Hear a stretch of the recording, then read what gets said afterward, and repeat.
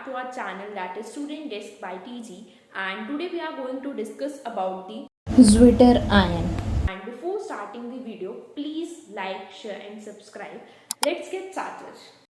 हमने बात की थी अमीनो एसिड्स की कि हमारे अमीनो एसिड्स क्या होते हैं। तो उसमें हमने देखा था कि अमीनो एसिड्स में हमारी तीन चीज़ें जो है वो फिक्स रहती हैं, that is carboxylic group, amino group and hydrogen. Very करता है तो सिर्फ और सिर्फ आपका आर ग्रुप जो है वो वेरी करता है, जिसके बेसिस पे हमारे काफ़ी सारे अलग अलग तरीके के अमीनो एसिड्स बनते हैं। अब हम सभी को पता है कि multiple number of amino acids काफ़ी सारे मिलके हमारा क्या बनाते हैं, प्रोटीन बनाते हैं। यानी कि अमीनो एसिड जो है हमारे ये बिल्डिंग ब्लॉक होते हैं फॉर दी प्रोटीन्स। आप सभी को पता है कि ये बिल्डिंग ब्लॉक होते हैं ऑफ प्रोटीन्स बनाने में जो है वो हेल्प करते हैं। तो क्या हमारे सारे के सारे अमीनो एसिड जो हमारी बॉडी में पाए जाते हैं वो सभी के सभी प्रोटीन्स बनाने में हमारी हेल्प करते हैं? तो ऐसा नहीं है। सिर्फ और सिर्फ हमारे 20 अमीनो एसिड्स ऐसे हैं जो कि हमारा प्रोटीन्स बनाने में हेल्प करते हैं। पहले के में ये था, अब 2 जो हैं वो और डिस्कवर हो चुके हैं। तो इन टोटल अब हमारे 22 अमीनो एसिड्स हैं जो कि मिलके जो है हमारे वो प्रोटीन्स को बनाते हैं। तो टोटल 22 अमीनो एसिड्स है जो सारे मिलके हमारा क्या बनाते हैं, प्रोटीन्स बनाते हैं हमारी बॉडी में। अब इन 22 में भी कुछ हमारे एसेंशियल है, कुछ हमारे नॉन एसेंशियल है, जो हम नेक्स्ट क्लास में जो है वो बात करेंगे कि एसेंशियल अमीनो एसिड्स क्या होते हैं, नॉन एसेंशियल अमीनो एसिड्स क्या होते हैं। उससे पहले हम अमीनो एसिड के बड़ी यूनिक प्रॉपर्टी के बारे में बात करते हैं। जैसे कि आप सभी को पता है कि अमीनो एसिड को जो है वो ज्विटर आयन भी बोलते हैं, कि एक ज्विटर आयन की तरह एक्ट करता है। अब आप सभी को मैंने पहले भी वीडियोस में बताया हुआ है कि जहाँ पे भी ज्विटर वर्ड आ रहा है या फिर एम्फी वर्ड आ रहा है, उसका मतलब है कि दोनों तरीके से काम करना, कि 2 तरीके से जो काम कर रहा है या 2 जगह जो पाया जा रहा है उसके लिए हम ज्विटर या फिर एम्फी वर्ड यूज़ करते हैं। तो जैसे कि हम एम्फीबियंस की बात करें, वो हमारे लैंड पे भी पाए जाते हैं, वाटर पे भी पाए जाते हैं, तो हम उन्हें एम्फीबियंस बोलते हैं। उसी तरीके से जो हमारा अमीनो एसिड होता है ये भी हमारा एम्फीटेरिक नेचर शो करता है, या एक तरीके का ज्विटर आयन है। तो यहाँ पर हमारा क्या मतलब है ज्विटर आयन का या एम्फीटेरिक का? तो बेटा ये जो है हमारा ये एसिड की तरह भी जो है वो एक्ट करता है और बेस की तरह, ये दोनों अमीनो उसकी तरह जो है वो एक्ट करता है। यानी कि ये H पॉजिटिव को रिलीज भी करता है और H पॉजिटिव को एक्सेप्ट भी करता है।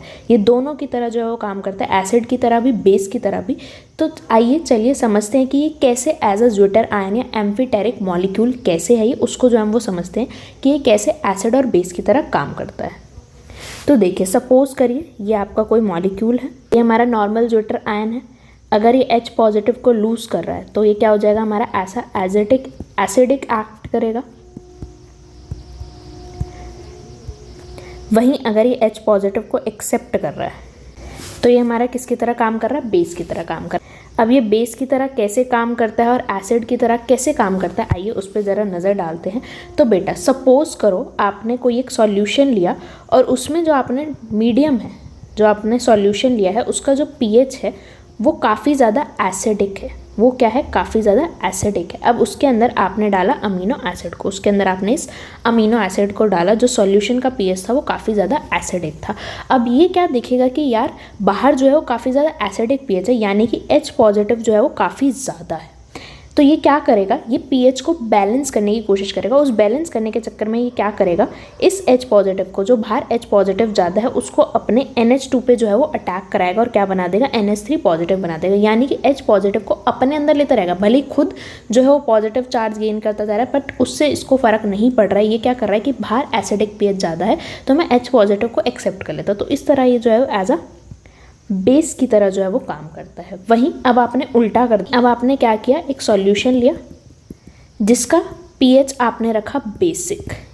अब बाहर pH बेसिक है तो ये क्या करेगा, ये जो आपने इसके अंदर डाला है, इस बेसिक pH के अंदर आपने ये अमीनो एसिड डाला है, तो अब ये क्या करेगा, बाहर देख रहा है भैया OH जो है वो काफ़ी ज़्यादा है, OH नेगेटिव काफ़ी ज़्यादा है, तो ये अपने कार्बोक्सिलिक ग्रुप से H पॉजिटिव का रिलीज़ कराएगा। कार्बोक्सिलिक ग्रुप से H पॉजिटिव का रिलीज़ कराएगा तो ये H पॉजिटिव और ये जो OH नेगेटिव, ये दोनों मिलके क्या बना देंगे, आपके वाटर मॉलिक्यूल्स बन के जो है वो रिलीज़ होते रहेंगे। तो यहाँ पे इसने क्या किया, यहाँ पे अगेन इसने पीएच को न्यूट्रल करने की कोशिश करी कि भाई पीएच जो है वो न्यूट्रल हो जाए, भले ही मैं खुद जो है वो नेगेटिव हो जाऊँ, बट जिस सॉल्यूशन में मैं रह रहा हूँ उसका पीएच जो है वो न्यूट्रल हो जाए। तो इस तरीके से ये पीएच को न्यूट्रल करने की कोशिश में, यानी कि जिस भी सॉल्यूशन में ये है उसको न्यूट्रल करने की कोशिश में ये खुद जो है वो एज अ एसिड और बेस काम करना जो है वो शुरू कर देता है। तो इसलिए बोला जाता है कि हमारा जो अमीनो एसिड होता है वो काफ़ी अच्छा मॉलिक्यूल होता है, क्योंकि ये क्या कर रहा है, ये हमारा जो सॉल्यूशन है उसके पीएच को बैलेंस करने की कोशिश कर रहा है। तो इस तरीके से जो है ये क्या करता है, आपका जो है वो एज अ ज्यूटर आयन जो है वो काम करता है। आई होप आपको समझ आएगा कि ये एसिडिक और बेसिक दोनों की तरह कैसे काम करता है। तो ये आपका पीएच बैलेंस करने की कोशिश में जो है वो एसिड और बेस दोनों की तरह जो है वो काम करता है। दैट्स इट, आज के लिए इतना ही। आई होप आपको समझ आया होगा, बाकी हम जो है वो नेक्स्ट वीडियो में जो है वो डिस्कस करेंगे।